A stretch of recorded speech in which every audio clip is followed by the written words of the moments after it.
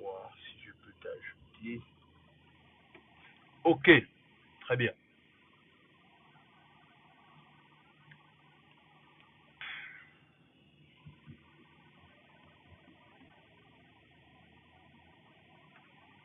J'espère que ça va chez vous, vous vous portez bien. J'espère que vous allez bien. Alors, aujourd'hui, on va parler d'un thème. On va parler d'un thème. Le thème qu'on va parler aujourd'hui, c'est, on va un peu parler des enfants depuis un moment qui gagnent beaucoup le bac tôt. Parce que en vérité, on est confronté à une réalité. La réalité à laquelle on est confronté, c'est qu'on a une génération de jeunes qui gagnent maintenant le bac tôt. Mais en vérité, c'est une bonne chose. C'est une bonne chose. C'est quelque chose sur lequel on peut capitaliser si on s'en sort bien, parce qu'on prend conscience du fait que on est à ce qu'on appelle une génération Android. Les gens, les enfants gagnent le bac à 15 ans, 16 ans, 17 ans, mais alors que nous, à notre époque, c'était pas évident. Mais dans tout ça, si on capitalise bien les choses, c'est un atout, en fait. Mais le constat que je fais, c'est que chez nous, quelque part, c'est un désavantage. Je ne sais pas pourquoi. Je ne sais pas pourquoi est-ce que c'est un désavantage chez nous, mais alors que chez les autres, c'est un atout. Mais c'est un atout pourquoi? Parce que les autres savent comment exploiter leur génie. Mais chez nous au pays, malheureusement, on n'est pas, peut-être qu'on n'est pas prêt à ces génies-là, malheureusement, je ne sais pas pourquoi. Alors, Régine, est-ce que tu peux te présenter pour les gens qui ne te connaissent pas, toi qui nous as rejoint dans ce live? Bonsoir, bonsoir. Donc, je suis Regina Thierry et Marilyn, c'est mon nom sur TikTok. Mhm. Donc, je suis gabonaise, résident au Gabon. Ok, ok. Alors, déjà d'entrée de jeu comme ça, la première question que je vais te poser, c'est celle de savoir, est-ce qu'il y a un âge requis pour sortir du pays, pour aller étudier, en fait, d'après toi?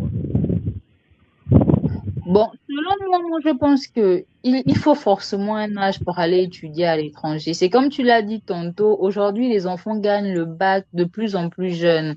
Je me rappelle, je crois, il y a 3 ans, le plus jeune bachelier du Gabon avait 14 ans. Certes, c'est vrai, il est en terminale, mais 14 ans, c'est encore un adolescent. Il est même encore en plein dans l'adolescence.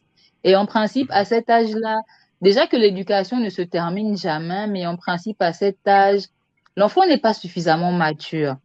Déjà, même pour vivre, il vit avec des parents, ce sont les parents qui font tout. Il est encore même dans l'apprentissage pour décider de le laisser aller vivre à l'étranger. Moi, je pense que c'est vraiment un gros risque. C'est vrai, on veut tous le meilleur, hein, mais souvent, le meilleur pour nos enfants n'est pas forcément loin de nous, hein. Ne c'est pas forcément aller à l'étranger, ce que je veux dire. C'est vrai, d'aucuns se plaignent en disant oui, au Gabon et en Afrique en général, il n'y a pas de bonnes universités. Je suis d'accord, mais déjà même il faut aussi le dire, quand on envoie nos enfants à l'étranger, c'est pas pour aller apprendre à Harvard, hein. Donc, ce sont souvent la plupart, ils vont dans des provinces, dans des villes reculées de la capitale. Et c'est donc quoi, c'est parfois juste des simples écoles supérieures, des trucs comme ça. Moi, ce que je conseillerais à tout parent, c'est d'abord de garder son enfant chez lui. Pourquoi pas, s'il peut terminer ses études, tant mieux. Et maintenant, s'il peut pas terminer ses études ici, en Afrique, il peut au moins aller faire le master, mais 14 ans, 18 ans, même 20 ans pour moi, je trouve que c'est trop jeune parce que à cet âge-là, on n'a pas encore fini de les éduquer, on n'a pas encore fini de leur donner des bases. Ils sortent à peine de l'adolescence qui a été une période où eux-mêmes, ils se cherchaient, c'est souvent des crises avec les parents, ils viennent dans l'âge adulte et d'emblée, boum, on les envoie à l'étranger. Mais c'est même un risque pour les parents parce qu'au final, quand l'enfant revient après ses études, on est face à un étranger parce qu'on l'a juste gardé auprès de nous jusqu'à 20 ans et après il est allé à l'étranger où il a vécu 5 ans, 6 ans. Et souvent à l'étranger, c'est où? C'est en Europe, dans un autre pays avec des mentalités différentes. Donc quand il revient ici, on a vu ça, hein, des parents qui se retrouvent, ils reconnaissent pas leur enfant. Ils se disent, c'est pas celui-là que j'ai éduqué, c'est pas ci, c'est pas ça. Moi, je pense vraiment qu'il est essayons de garder nos enfants le plus longtemps possible auprès de nous. 14 ans, 15 ans, 17 ans. Moi, je suis pas d'accord. Si il faille donner mon avis, je trouve que non, c'est trop jeune. Gardons-les le plus longtemps auprès de nous. Yeah, effectivement. Et tu as dit quelque chose d'intéressant. Moi, je pense que effectivement, tu fais bien de le rappeler. En fait, en vérité, plus l'enfant sort du pays trop tôt, parce qu'il sort du cocon familial, il sort trop tôt. Mhm. À un Oui, moment donné, il va découvrir même plus sa personnalité dehors, en fait, c'est-à-dire loin du exact, cocon familial. Et du coup, à un moment donné, il peut devenir même un inconnu pour ses parents, en fait. Et exactement. yeah. C'est-à-dire, on ne prend pas souvent ça en compte, mais alors que ça a tout son pesant d'or, en fait. Mais maintenant, en vérité, est-ce que, pourquoi, enfin, ce que j'essaye de dire, c'est que, est-ce que quelque part, c'est pas une façon aussi de nous, les Africains, trop nous garder, en fait. Parce que, regarde, chez les autres, par exemple, les enfants à partir de 18 ans sont déjà prêts à sortir. Parce que même, je vois ça par contre, même dans la diaspora, c'est-à-dire quand un enfant a déjà 18 ans, on commence à lui dire du genre que non, tu peux déjà aller commencer à vivre de toi-même, tu peux commencer à vivre de tes propres ailes. Mais est-ce que quelque part aussi, c'est pas quelque chose qui nous empêche de nous développer clairement, nous les jeunes en fait, enfin, les plus jeunes, on va dire ça comme ça. Est-ce que c'est pas un handicap de toujours penser ainsi? Ben non, moi je pense pas. 18 ans encore, je me dis, ça va. Et puis tu as pris l'exemple au niveau de la diaspora. Il y a une Mhm, différence hein, entre le fait de dire à mon enfant de 18 ans, c'est le temps, tu peux aller louer. Je sais qu'il va louer, il est dans la même ville que moi. Alors que mhm, moi, je trouve que c'est quand même dangereux de prendre mon enfant et de l'envoyer à des milliers de kilomètres de moi. Et puis après, comme on le dit, les mentalités sont différentes. Hein. Je mhm. ne dis pas qu'il faut garder l'enfant trop longtemps. C'est juste que c'est vrai que dans ça aussi, il faut trouver le juste milieu. C'est pas mauvais aussi qu'un enfant qui commence à vivre, qui vit seul peut, comme on appelle ça, rapidement avoir une certaine indépendance. Mais je me dis, c'est toujours important d'avoir un regard. Tu vois, on a le cas, par exemple, de certains parents qui envoient leur enfant à l'étranger, mais en sachant que là-bas, par exemple, il y aura un tuteur. Donc, le tuteur peut être un frère, un ami d'enfance où je me dis, il aura au moins un regard sur l'enfant. Mais moi, je suis au Gabon, j'envoie mon enfant étudier, par exemple, aux États-Unis, mais je sais rien de ce qu'il fait là-bas. De plus, moi, par exemple, je n'ai jamais vécu aux États-Unis. Tu vois un peu le risque. Mhm.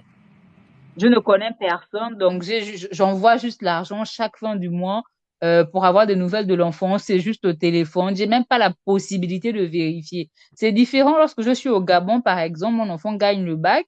Il me dit pour comment on appelle ça? Pour mieux suivre mes études, je préfère aller louer, par exemple, non loin de l'UOB. Voilà, moi, je peux habiter au Kala ou bien dans les PK. L'enfant va louer aux alentours de l'UOB ou bien il est au campus. Au moins, j'ai toujours un droit de regard. Je peux débarquer chez lui quand j'en ai envie. Ce qui n'est pas le cas lorsque mon enfant est en France, aux États-Unis ou je sais pas, dans les pays arabes et tout ça. C'est un peu ça aussi. Ouais, effectivement, tu parles du fait que il faudrait que quand l'enfant voyage à un âge qui est encore, on va dire, disons ça comme ça, dans l'adolescence, Mhm. c'est plus prudent de lui mettre même avec un tuteur ou dans une famille d'accueil, en fait. Exactement. Ouais, ouais. Parce que là aussi, c'est souvent, malheureusement, on ne tient pas compte de cela, on ne tient pas compte de cela, mais alors que on oublie que l'enfant qu'on a envoyé à la fin de la journée reste un adolescent. Et, Exact. ouais, et conscient du fait que c'est un adolescent, ce sera plus pertinent de mettre ce dernier dans une famille d'accueil ou avec un tuteur qui aura toujours un droit de regard Mhm. sur cet enfant-là, en fait.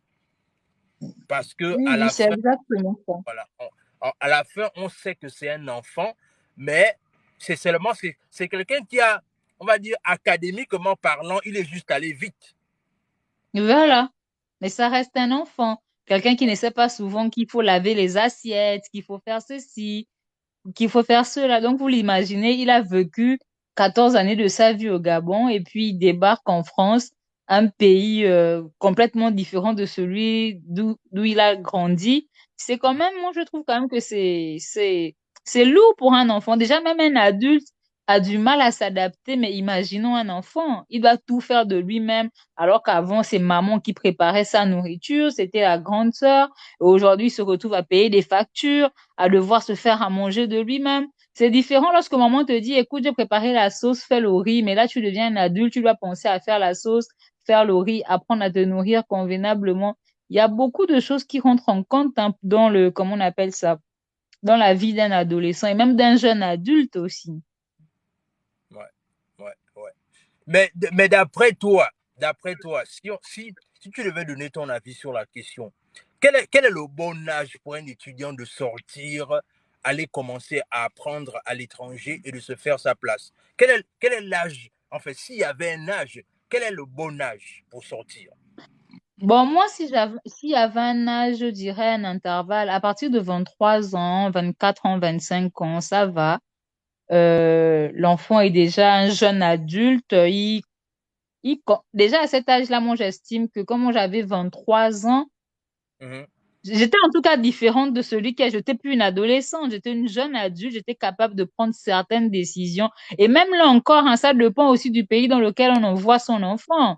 Si on l'envoie un peu plus loin dans les pays européens, justement, où la mentalité n'est pas la même que chez nous, c'est toujours important de se dire, bon, tu vas en France parce que tonton tel est là-bas, au moins de temps en temps, il viendra te voir, vérifier si tout va bien. Pour moi, c'est toujours important. Parce que même lorsqu'on a 30 ans, bon, enfin, même lorsqu'on a 30 ans, aller vivre à l'étranger, c'est pas toujours facile. Parce que le mode de vie n'est pas le même. Il y a des réalités auxquelles on fait face, auxquelles fait face un jeune en France ne sont pas les mêmes pour un jeune vivant au Gabon ou dans un autre pays d'Afrique.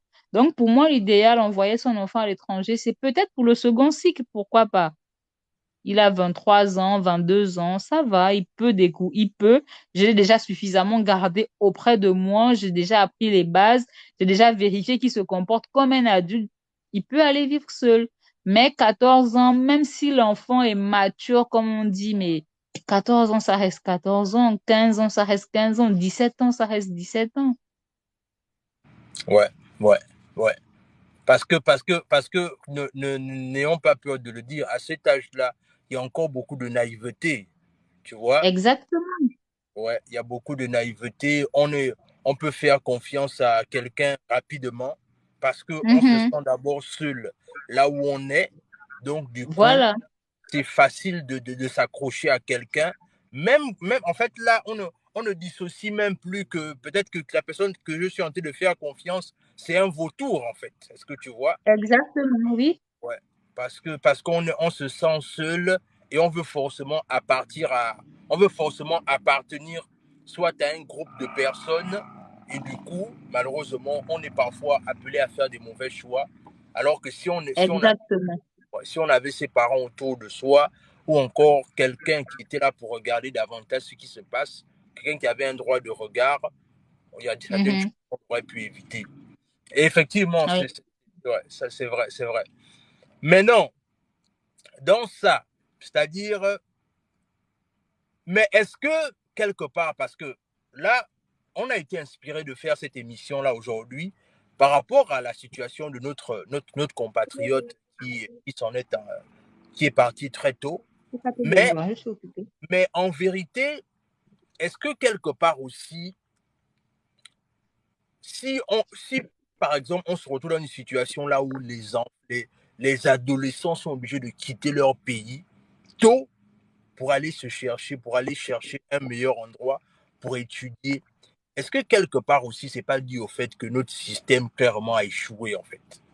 Parce que est-ce on n'est pas confronté à ça? Parce qu'aujourd'hui, certaines personnes sont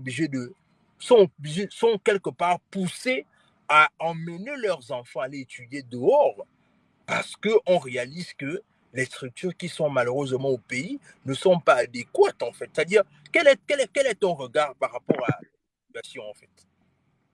C'est vrai que bon nombre de personnes justifient le fait que de jeunes étudiants aillent étudier à l'étranger parce que, soi-disant, nous n'avons pas assez d'établissements en Afrique et notamment au Gabon. Mhm. C'est pas faux. Néanmoins, moi je me dis, même lorsqu'il faille envoyer son enfant à l'étranger, il est important de vérifier le mode de vie en fait du pays hôte. C'est pas tout de dire mon enfant a eu le bac, je l'envoie à X ou Y endroit. Parce que moi, je pars du principe que oui, c'est important, on veut tous faire des études, on veut tous, comment on appelle ça, on veut tous une meilleure vie pour sa progéniture. Mais malheureusement, il y a des pays, en fait, jusqu'à ce jour, qui sont des pays où, comment dirais-je, je sais pas quel est le terme, qui sont des pays où il n'est pas facile pour des jeunes, en fait, d'y vivre. C'est notamment le cas de certains pays arabes ou des pays encore aujourd'hui qui pratiquent le racisme, hein. Ça, il faut qu'on se le dise. Il y a des pays Mhm. encore jusqu'à aujourd'hui, quand tu es noir, c'est vraiment pas facile. Tu vis avec du stress permanent. Et pour revenir au cas de la situation de notre jeune compatriote, paix à son âme, après avoir regardé plusieurs émissions, lu et entendu certains témoignages, il en ressort que la Turquie, eh ben, ce n'est pas, comment dirais-je, ce n'est pas un pays où il fait beau vivre pour les personnes noires et notamment pour les femmes. Donc oui, c'est vrai que, on va dire au Gabon, il n'y a pas suffisamment d'établissements supérieurs. Et même s'il y en avait, il arrive que parfois l'on veuille faire une formation que l'on ne trouve pas dans notre pays. Parce que déjà, pour ma part, j'estime qu'il y a pas mal, aujourd'hui, ça a quand même changé. Comparé à il y a 10 ans, aujourd'hui, il y a plein d'établissements supérieurs où on enseigne bien. Moi, je connais des personnes qui ont eu le bac à 20 ans et qui sont sortis de ces écoles supérieures à 25 ans, 26 ans. Mais je sais aussi que pour certains parents, ils se disent, bon, mon enfant veut faire telle formation, je ne la trouve pas ici, je l'envoie ailleurs. C'est bien, mais vérifions d'abord où on envoie nos enfants. Et puis, comme on dit dans la vie, on ne fait pas toujours ce qu'on veut. Si jamais on vous dit, par exemple, pour faire telle formation, il faut aller en Afghanistan, sachant que l'Afghanistan, c'est un pays qui est hostile aux Noirs, on n'envoie pas son enfant là-bas. On se dit, bon, tu peux pas faire telle formation, voici, tu peux faire une formation connexe. Et puis, la vie, on ne finit jamais d'apprendre. C'est surtout ça. Parce qu'aujourd'hui, bon nombre d'Africains le disent, ouais, c'est parce que nos gouvernements ne font rien. Mais il y a une chose aussi qui est bonne à dire, c'est que aujourd'hui, pour l'Africain, dès qu'on a le bac, boum, il faut forcément sortir. On a l'impression qu'en Afrique, et notamment au Gabon, on ne peut nous former que de la maternelle à la terminale au supérieur, il faut forcément aller à l'étranger. Moi, je suis pas totalement d'accord avec ça, parce qu'il y a des bons enseignants ici, il y a il y a des bons formateurs. Je connais pas mal de personnes qui ont été formées ici aujourd'hui qui s'en sortent pas mal. Donc, c'est pas, il faut pas toujours rejeter rejeter la pierre, la faute sur les autres. Souvent aussi, c'est nous-mêmes qui faisons mal.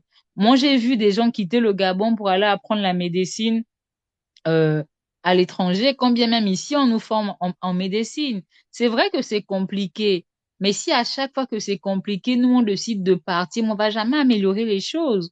D'autant plus que ceux qui envoient leurs enfants à l'étranger sont des personnes, en fait, pour moi, j'estime, qui font partie quand même de la classe moyenne. Donc, qui ont des relations qui peuvent même pousser, faire en sorte que les choses s'améliorent. Ce qui est sûr, c'est que si l'enfant de X ministre apprenait dans un établissement public du Gabon, ce même établissement public changerait, il serait plus le même. On ferait plus attention. Mais si ceux qui ont les moyens ne veulent pas laisser leurs enfants apprendre ici, ben on ne va se retrouver qu'avec des personnes de la basse classe. Les choses vont jamais s'améliorer en fait. Parce que moi qui suis directeur quelque part, j'envoie mon enfant aller apprendre en France. Voilà. L'école publique peut pourrir ou les quelques privés qu'il y a peuvent s'enfoncer, c'est pas mon problème. Mais ceux qui ont, que je veux dire, c'est que ceux qui ont un certain pouvoir, c'est aussi une façon de militer, d'obliger l'État, parce que si tu es directeur et tu sais, par exemple, qu'à l'université Omar Bongo, il y a tout le temps des grèves, toi, tu voudras que ton enfant apprenne bien. Tu feras bouger les choses à ton niveau, ça se fait aussi. C'est un peu ça. Après, je comprends que oui, j'ai envie de faire telle formation, je la fais pas, je peux pas la faire au Gabon, j'irai la faire ailleurs. Mais avant de partir, c'est important de vérifier là où on va. C'est vraiment important.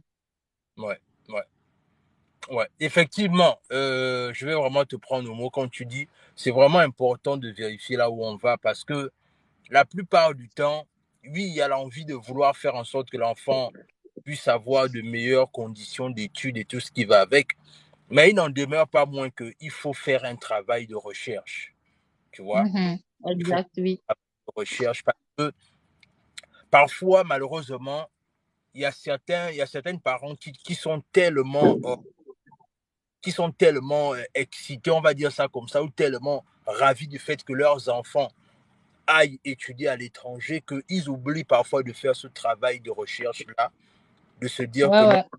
attention, attention, je suis en train d'amener mon enfant où là? Où est-ce que je suis Voilà. d'amener l'enfant? Et après, malheureusement, parfois, et l'autre chose aussi que j'ai envie quand même un peu que on essaie aussi de parler, c'est le fait que quand on envoie son enfant étudier à l'étranger, je comprends qu'il y a ce côté-là où on veut que l'enfant s'épanouisse et que son enfant a une Mhm. éducation, mais aussi, il faudrait que certains parents aussi apprennent à écouter les sons de cloche de leurs enfants à temps. Exact, ouais. Est-ce que tu vois un peu? Par exemple, Oui. parce que, par exemple, je prends un exemple simple, c'est-à-dire, toi, tu n'as jamais, en fait, tu as juste envoyé ton enfant, tu as fait tout ce que tu as pu pour que l'enfant arrive. Mais maintenant, l'enfant est en train de te dire certaines choses. Moi, je pense qu'il faut apprendre parce que peut-être il y a aussi ce côté-là où certains parents, en fait, en réalité, il y a beaucoup de parents qui ne prennent pas conscience du fait que leur enfant, quand ils se retrouvent dehors, ils ont grandi en fait. C'est Mhm. voilà, c'est plus en fait l'enfant que tu avais à la maison quand il se retrouve dehors seul en fait. Et du coup, Exact. voilà, et du coup, il est important de d'apprendre à écouter ce que l'enfant te dit et avoir confiance à ce qu'il te dit. Mhm. Parce que Parce que malheureusement, il y a parfois, on peut retrouver des situations où, par exemple, un enfant peut se plaindre d'une certaine situation quand il est dehors. Mais les parents, par exemple, veulent dire non, c'est pas grave, non, adapte-toi, tu vas t'adapter, c'est parce que tu viens d'arriver, tu vois un peu. Il y a souvent ce Oui. côté-là, on va dire à l'enfant du genre non, mais attends, attends, attends, peut-être que les choses vont s'améliorer avec le temps. Mais en vérité, moi, je pense qu'il faudrait qu'on fasse plus confiance à des enfants, c'est-à-dire même si l'enfant est sorti à 18 ans, 15 ans, moi je ne sais pas, peu importe l'âge, mais à la fin de la journée, il devient notre représentant dehors et Mhm. apporter plus de crédit à ce qu'il dit que d'éviter en fait des situations désastreuses en fait. Oui. Parfait. Voilà, il J'ai faut. lu par exemple Mhm. c'était au sujet de ce qui se passe en Tunisie, il y a une jeune étudiante qui disait, moi j'ai envie de rentrer, mais mes parents ne veulent pas. Donc c'est un peu pour revenir à ce que tu dis, tu vois un peu. Ouais. C'est vraiment, en fait, même aujourd'hui on parle de racisme. Nous, on est bien notre génération, c'est parce que avec l'avènement des réseaux sociaux, on est facilement informé de ce qui se passe ailleurs et tout. Mais Mhm. souvent, je pense que les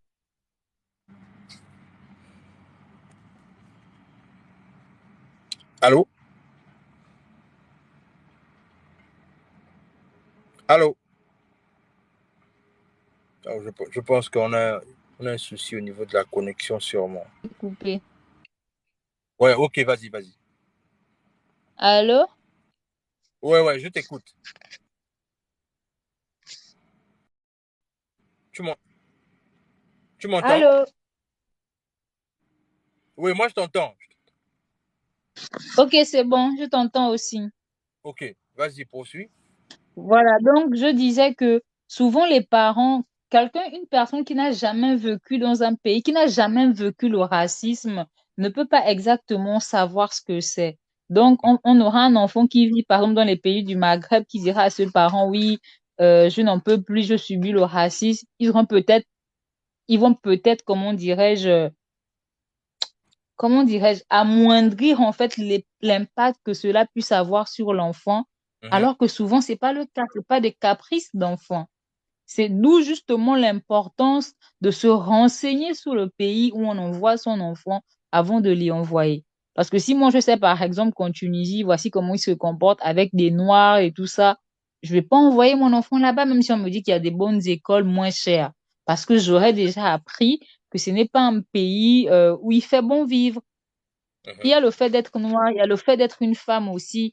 Et on sait que dans les pays arabes, je vais pas indexer qui que ce soit. C'est souvent un peu difficile, la vie est un peu difficile pour les femmes. Mélanger à ce qu'on soit encore une femme noire, c'est assez compliqué. Donc, c'est vraiment important. Si j'ai vérifié, je sais que, par exemple, dans tel pays, la vie n'est pas facile. Voici comment on traite les Noirs, voici comment on traite les femmes. Et si jamais j'envoie mon enfant, et si un jour mon enfant m'appelle pour me dire, je me sens pas bien, c'est clair que boum, d'emblée, je saurais que là, c'est pas bon du tout, faut que je ramène l'enfant. Mais vraiment, c'est important de vérifier au préalable là où on envoie son enfant. C'est Ouais, vraiment très important. ouais. Mais tu dis quelque chose qui est très important, c'est-à-dire, tu sais, c'était, je crois, je crois que c'était l'année passée, oui, c'était l'année passée, c'est-à-dire, euh, on avait un jeune qui nous avait contacté à travers notre chaîne YouTube, là où, en fait, c'était un jeune il était en Ukraine, que tu vois, Mhm.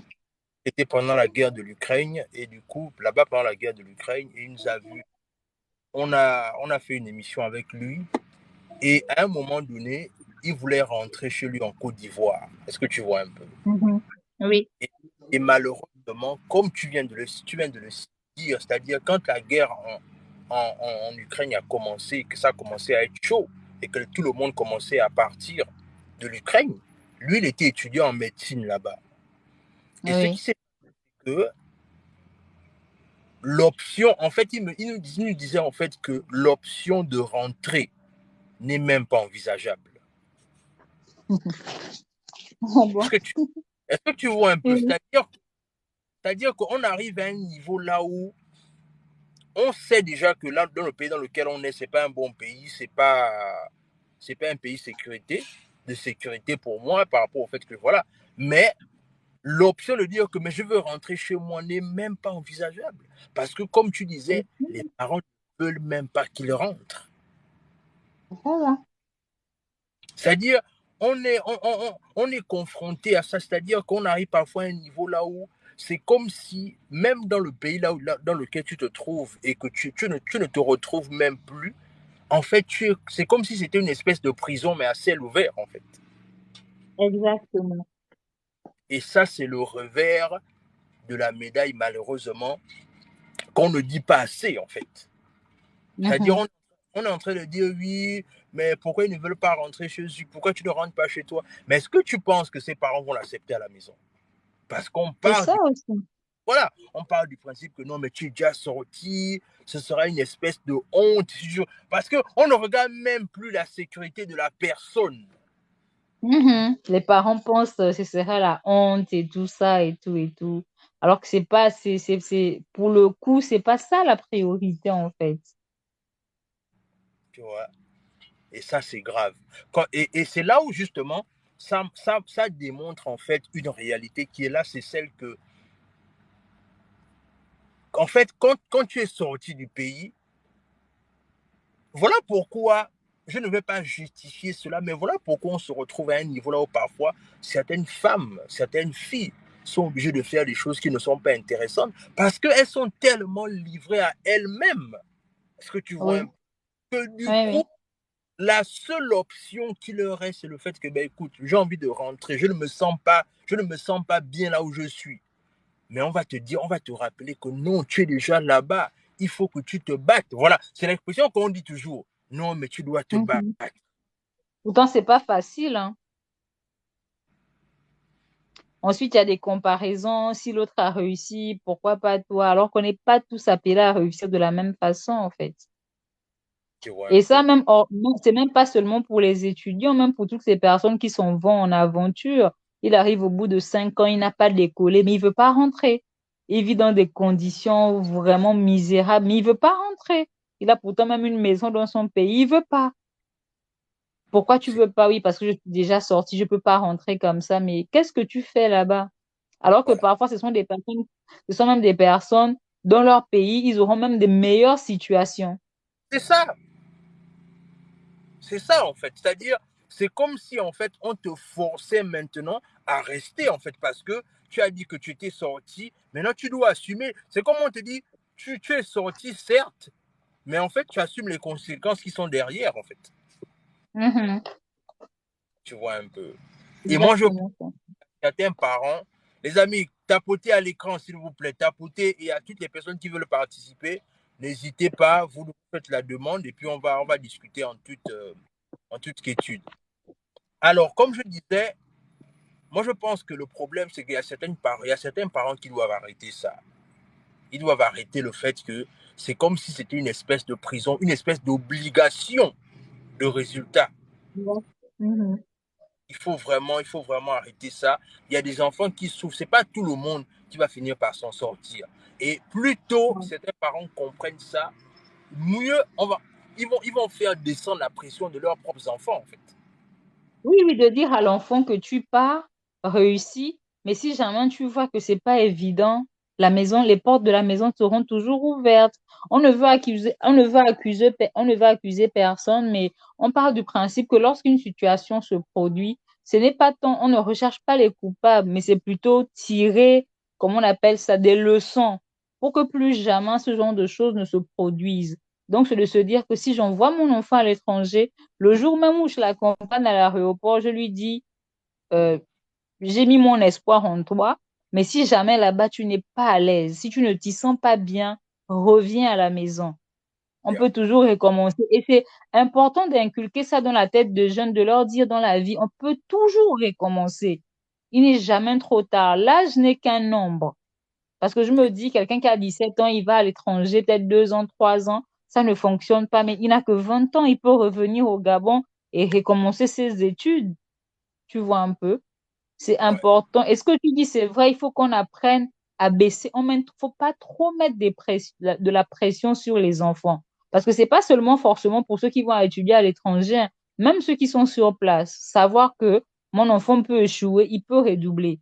Parce que après, si on ne le fait pas, il se dit, j'ai l'obligation de résultat. Et donc, comme tu disais, filles comme garçons peuvent se mettre à faire des choses pas reluisantes du tout, parce qu'il faut toujours satisfaire papa, il faut satisfaire maman.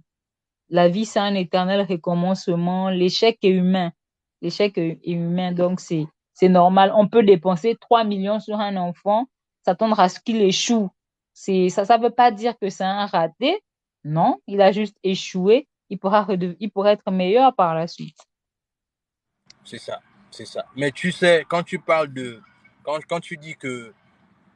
Moi, j'avais écouté une histoire là où une jeune dame, parce que sa tante payait l'école 3 millions, comme tu dis, le même montant, 3 millions, elle a pris une Mhm, grossesse.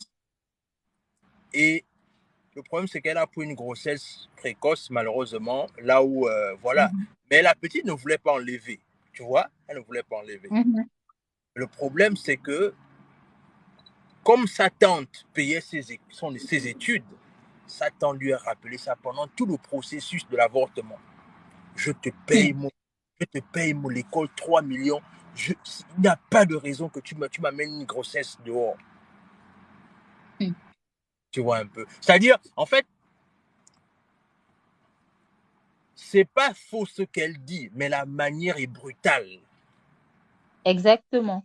Tu vois un peu. C'est-à-dire, Mhm. tu peux rappeler à l'enfant que c'était pas le moment pour toi de prendre une grossesse, mais avec la manière, mais tu ne dois pas lui rappeler que parce que tu payes ses études. Voilà. Et tu dois rappeler à chaque fois le montant. C'est-à-dire que, et c'est justement ça, c'est cette pression-là qui fait en sorte que beaucoup de personnes, quand ils vont à l'étranger, même par exemple par rapport au fait que par exemple la personne ne va plus à l'école et que la personne parfois veut même rebrousser chemin, veut faire demi-tour, Mhm. mais se retrouve en train de rentrer dans des pratiques illicites simplement Oui, parce qu'on m'a obligé d'avoir des résultats. voilà. Et moi je pense aussi que l'autre problème derrière ça, c'est que peut-être que nous, notre problème avec notre communauté, la communauté africaine en général, c'est qu'on a du mal avec l'échec. Voilà. Tu vois un peu, c'est-à-dire, regarde un peu quand on était à l'école. Quand on était à l'école, c'est-à-dire, regarde même le classement qu'on nous fait. Premier, deuxième, troisième. C'est-à-dire, quand toi tu es dernier, en fait, quand tu es dernier, on dit que La non, tu douleur. es nul. Est-ce que tu vois un peu, on te dit que tu es nul, tu ne sers à rien. Mais alors que c'est comme on dit, par exemple, si tu veux juger un poisson à grimper sur un arbre. C'est clair que le poisson sera, en fait, il va te regarder, il va te dire, mais c'est quoi ton problème, en fait? Exactement. Mais alors que si tu mets le poisson dans l'eau, il va te rappeler, en fait, il va tellement te rappeler que voilà ma place ici, en fait. Exact. Et moi, je pense que c'est justement ça, ce problème-là. C'est-à-dire, on nous a tellement mis dans une pression énorme et une Oui. pression d'obligation de résultat que du coup, peu importe la manière dont tu vas apporter des résultats, ça ne compte pas. Le Ça plus ne important, compte pas. ce sont les résultats. Les résultats. Et c'est pas normal. Tu vois? C'est important d'apprendre à l'enfant qu'il faut avoir des résultats propres, en fait. Parce que Ouais. justement, mes parents veulent que je finisse mon année scolaire, veulent que je sorte de là avec un diplôme. Donc, je fais tout pour les satisfaire. Mais comment l'enfant a fait pour obtenir ça? Et ça, c'est vrai, c'est même depuis le lycée, c'est le phénomène des moyennes sexuellement transmissibles. Yeah. Il faut plus que je passe en classe supérieure, voilà, je fais ce qu'il y a à faire, mais c'est pas normal. Il faut apprendre l'enfant la culture, en fait, de la bonne réussite. Et c'est vraiment important. Et parce que ce que tu dis là, c'est vrai, on vérifie ça à tous les niveaux. Yeah. Aujourd'hui, même dans le monde du travail, hein, toi qui es chômeur, on a l'impression que tu es paresseux, tu ne travailles pas assez. Alors qu'en face, on peut avoir quelqu'un qui est passé, qui, pour avoir cet emploi, a eu à tremper dans des choses pas claires, mais du moment qu'elle a eu un emploi, c'est qu'elle est meilleure que toi. Alors Yeah. que souvent, celui qui est chômeur a juste refusé ce que celui qui est salarié aujourd'hui a accepté. Et ça, on voit ça à l'école. Les Ça. études universitaires, les études en général même. Ça peut arriver qu'on ne comprenne pas quelque chose. Mais non, les parents veulent forcément que tu leur apportes des résultats. Très peu même prennent la peine de s'asseoir à côté de toi et te demander, mais qu'est-ce qui va pas? Pourquoi tu bloques là? Non, tu es en sixième, tu dois m'emmener, tu dois être admis. C'est ça. Mais non, C'est ça. Et ça, c'est grave. Ça, c'est très grave. C'est c'est vraiment très. grave. Waouh. C'est compliqué. Non, moi j'apprécie cela, j'apprécie un peu ces différentes thématiques qu'on est en train d'évoquer là, parce que je pense qu'à un moment donné, plus on va parler de ça, plus on va évoquer cela, parce que moi je pense qu'il y a des thématiques sur lesquelles je veux que davantage on se positionne plus, sur l'importance de l'échec. C'est-à-dire, on a tellement montré aux gens que échouer c'était un problème. Est-ce que tu vois un peu? Oui. Mhm. Il y a des phénomènes qui ont apporté des solutions. Les machins, les MST, tu vois un Oui, peu. C'est-à-dire, voilà, oui. ça c'est une solution au fait que non, mais moi je ne peux pas accepter que on me dise que j'ai échoué. Mais alors que parfois, l'échec c'est un indicateur. Peut-être que tu es dans la... C'est pas que tu es nul, c'est pas que tu n'es pas bon, mais Ça arrive, hein. tu vois un peu. Mais malheureusement, comme on t'a mal placé, toi, toi, en fait, tu veux tellement avoir des résultats que tu vas aller dans tous les sens. Tu vas aller dans tous les sens. Voilà. Et c'est même ça avec c'est-à-dire que ça rejoint tous les Mhm, très bien.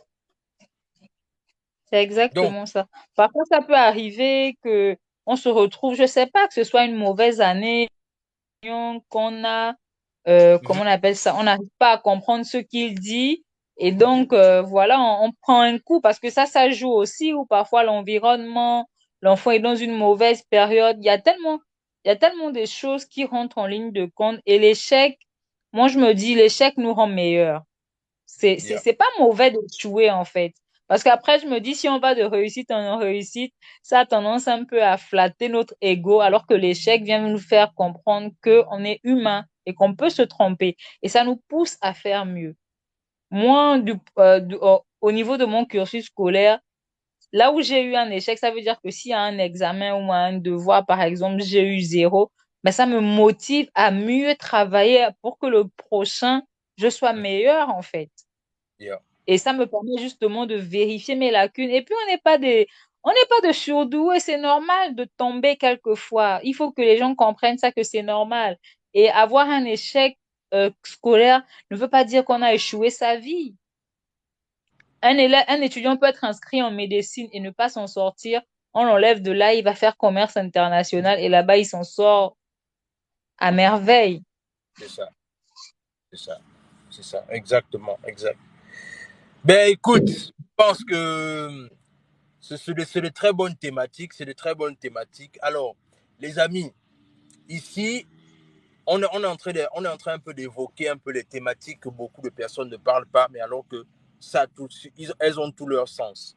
Ce que nous, on va faire, c'est qu'on va davantage essayer de creuser ce genre de thématiques-là, parce qu'on parle du principe que c'est ça la base.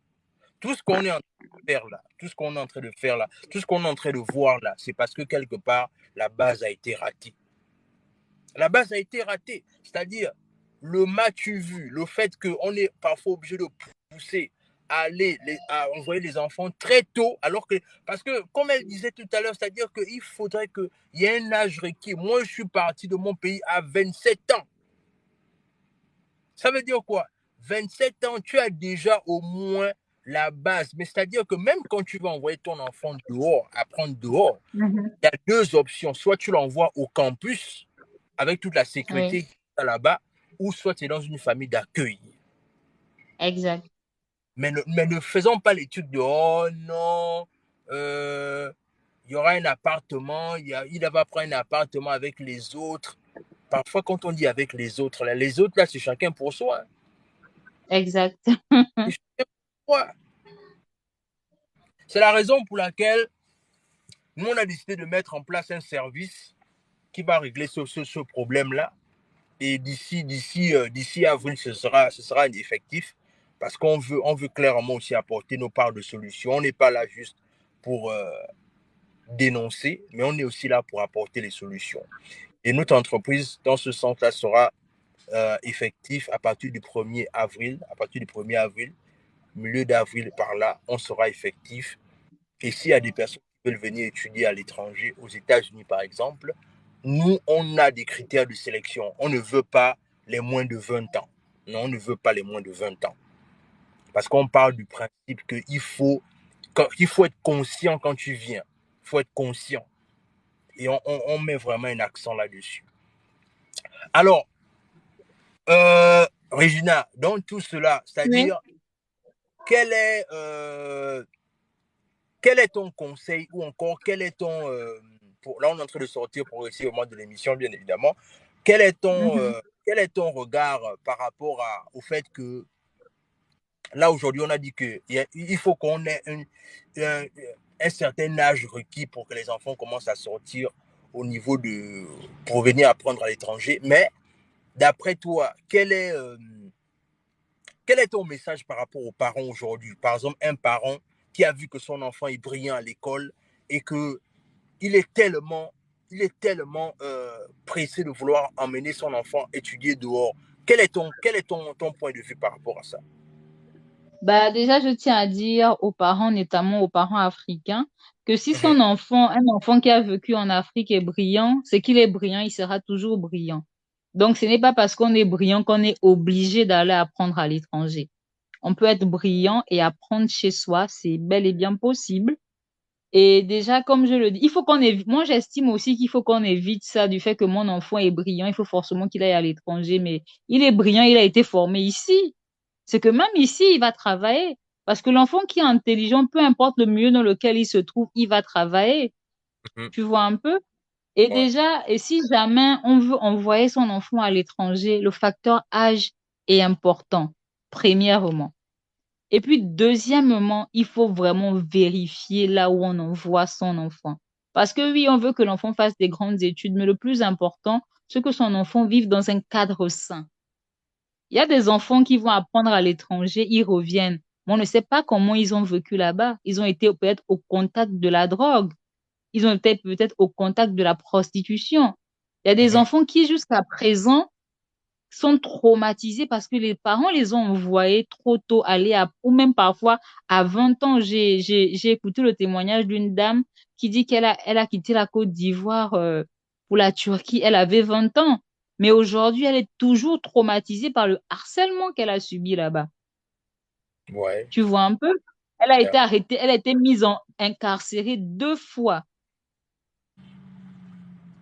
Donc Tu oui, penses, on veut bien que On veut bien que l'enfant réussisse, mais moi, j'ai pas vu là où c'était écrit que pour réussir, il fallait forcément aller à l'étranger, il fallait forcément aller en Europe, il fallait forcément, forcément, forcément. Et comme je l'ai dit, moi, je trouve même bête d'envoyer son enfant à l'étranger parce qu'au final, quand on les envoie à l'étranger, oui, il faut vérifier. Moi, les envoie pour aller apprendre où? C'est pas dans les grandes universités européennes ou américaines, hein. Ok, mon enfant quitte le Gabon, il va apprendre à Harvard, d'accord, mais il quitte le Gabon pour aller apprendre dans une bourgade où je sais même pas comment la vie se passe là-bas, Dans dans les un villages, village. bien. Ouais, ouais. Est-ce que c'est nécessaire? Ça. Mon enfant veut faire médecine, il fait d'abord médecine dans le pays et pourquoi pas, il peut même finir, c'est possible. Je connais Ouais. des gens, c'est comme je dis, hein, moi je connais des gens même là à l'UOB, malgré que ce soit une université, voilà, chaotique, mais je connais des enfants qui ont des 20 ans en licence parce qu'ils sont venus en première année à 16 ans. Ceux-là, les parents ont compris qu'on peut pas envoyer un enfant aussi jeune à l'étranger. C'est trop risqué. Ouais. 16 Mais ans n'est pas apte à vivre seul. Voilà. et puis aussi pour la petite histoire, c'est vrai que toi-même tu ne parles pas de ça, mais toi-même tu as eu un parcours excellent au Voilà. pays en fait. Donc le truc, Voilà. faut, il faut apprendre à remettre à César ce qui est à César. C'est la raison pour laquelle encore je dis que, et je pense aussi que peut-être aussi l'autre chose, là là c'est vraiment un appel que je donne comme ça. Peut-être aussi qu'il est temps que ceux qui réussissent au pays et qui ne sont jamais sortis académiquement parlant, est-ce que tu vois un peu, Oui. sortent et viennent parler du fait qu'il y a aussi des gens qui réussissent localement. Oui, c'est vrai, on a besoin de ce genre de témoignages. Bien sûr, parce que il y a un complexe d'infériorité qui est né, je ne sais pas où, parce que malheureusement, on pense forcément que c'est celui qui est sorti, qui a forcément les meilleurs critères de réussite. Mais moi, je Exact. pense qu'à un moment donné, ceux qui ont réussi, c'est-à-dire ils ont eu un parcours excellent jusqu'à l'obtention de leur diplôme, doivent davantage venir et parler de leur parcours. Parce que Mais tu quand... sais que Oui. Mhm. je ne veux pas te couper la parole, mais c'est comme tu parlais du complexe d'infériorité, mais le complexe est tellement profond que même Mhm. là, tu as du mal à convaincre certaines personnes, hein. Pourtant, ils t'ont bien vu apprendre, être scolarisé ici, mais c'est difficile. On te dit, oh non, non, non, c'est pas bien, c'est pas. Pourtant, des personnes qui ont été formées ici, et même au public, hein, Ouais. et qui travaillent aujourd'hui, bah, il y en a à Port-Fusion. Il y en a beaucoup dans les administrations publiques comme privées. Il y en a énormément. Mais le complexe est tellement, moi, je me rappelle une fois, j'ai été allée en entretien pour un embauche dans une société privée de la place. Et le recruteur me dit, vous avez fait, je vois votre CV, vous avez été formé ici. Je dis, oui, j'ai été formé ici. Tous vos cursus scolaires. Je dis, oui. Il dit, eh ben, ça, c'est, ah, je savais pas. Je dis, mais bien sûr. Tu as, Je ne suis pas un cas à part, en fait. tu as vu que, voilà pourquoi je dis que c'est par exemple, vous comme ça là, qui avez réussi avec des parcours brillants, il faut davantage décomplexer le sujet. Ce que tu vois un peu. Mhm, Je mhm, pense il faut davantage décomplexer le sujet parce que il faut qu'on arrête de penser, comme je disais, que c'est forcément celui qui est venu d'ailleurs qui est meilleur. Moi, je parle de ça, c'est parce que moi, j'ai appris avec toi et moi, je connais tes compétences intellectuelles. C'est la raison pour laquelle mhm, je dis que, effectivement, il faudrait que ceux qui ont réussi au pays, même si encore là, parce que la réussite, c'est pas forcément finir et avoir un emploi. Non, à la fin de la bien journée, sûr. la réussite, c'est aussi la définition qu'on se donne soi-même. Exactement. Il faut sortir dans les complexes inutiles qui pensent que réussir, c'est forcément finir avec. Non, non, non, non. Chacun a, Non, a sa propre définition de la réussite. la Et réussite, oui. vous qui êtes des succès locaux, vous devez davantage parler de ça. Et moi, je vais me faire un plaisir davantage de parler de ça avec vous parce que je reste convaincu il faut sortir du complexe inutile parce qu'on n'a vraiment pas le temps des complexes. Il faut sortir de ces complexes-là parce qu'il y a des champions locaux. Est-ce que tu vois un Bien peu? sûr, il y en a Des plusieurs, champions oui. qui au pays avec des parcours brillants que malheureusement on va parler du fait que oui, l'emploi c'est un problème, mais académiquement parlant, il y a des gens qui sont excellents en fait. Et Bien sûr. faut le dire. Alors, comme ça, on est en train de finir, mais le problème c'est que, alors, on aura l'occasion de revenir davantage et de vraiment choisir des bonnes thématiques avec, comme on disait, avec une ligne éditoriale qu'on va se fixer nous-mêmes. Alors, d'après toi, pour sortir comme ça, quel est le mot de la fin que tu peux donner comme ça par rapport à cette thématique qu'on a pu évoquer? Bah, mais c'est comme je l'ai dit, comme je ne cesse de le répéter depuis le début de cette émission, Mhm. on n'a pas force. Non, le mot de la fin, ce que je veux dire, ne soyons pas complexés du fait d'aller apprendre à l'étranger. Ne Mhm. baissons pas la tête parce que au final, les enseignants, les professeurs d'université que nous avons ici, ils ont été agrégés là-bas, hein, chez eux. Ce sont des enseignants même qui donnent cours aussi. Moi, j'ai appris à l'université Omar Bongo. J'ai des Mhm. enseignants qui donnaient cours à l'université de la Sorbonne à Paris. C'est les mêmes enseignements. Il n'y a pas Mhm. de raison de baisser la tête. Pour être une élite, pour être excellent, on n'a point besoin d'aller à l'étranger. Et si jamais, pour les besoins de nos études, de notre formation, il nous faut aller à l'étranger, vérifier le niveau de vie du pays hôte, c'est important. Et Ouais. si vraiment vous voulez aller à l'étranger, focalisez-vous sur les pays européens comme la France, l'Italie, l'Espagne, où au moins là-bas, on a l'impression que les droits de l'homme sont respectés. Évitons certains endroits. C'est vraiment ça. Mais pour moi, je me dis, on peut faire des bonnes études tout en restant dans son pays. On peut faire des bonnes études en fréquentant des universités d'Afrique noire. C'est vraiment possible. Ouais. Parce que oui, effectivement, parce que on veut trop dénigrer aussi le côté là où les études subsahariennes au niveau des universités, c'est pas ça, alors qu'il y a de très bons pays qui forment. Tu vois. Exactement. Ouais, ouais. Parce que moi, je me souviens, j'ai même, par exemple, la Côte d'Ivoire. La Côte d'Ivoire, non, ça, c'est des pays que moi, quand j'étais petit, j'entendais, par exemple, oh non, tel oncle, il est étudiant en Côte d'Ivoire. Tu vois un peu. Mhm, C'est mhm. pas, voilà, ce sont des grands cadres aujourd'hui dans l'administration gabonaise. Il faut pas aussi, voilà, faut pas aussi, comme je disais, complexer. Faut vraiment qu'on arrête ça. Faut qu'on arrête ça. Ben écoute, Exactement. Regina, merci d'avoir pris de ton temps, d'avoir pris de ton temps. Mhm. Et voilà, j'espère que cette émission-là, ce n'est pas la dernière parce que voilà, il y a tellement de choses à dire et qu'on soit davantage constant parce que les gens recherchent ce genre de contenu et ce qu'on va faire c'est on va davantage le produire parce que il faut vraiment on tue les complexes inutiles. Voilà. Exactement. Voilà. Ok, ben écoute, on se dit à la prochaine. Bien des choses à toi. D'accord. Merci à toi. Merci pareillement à toi aussi. Bye bye. Bye bye.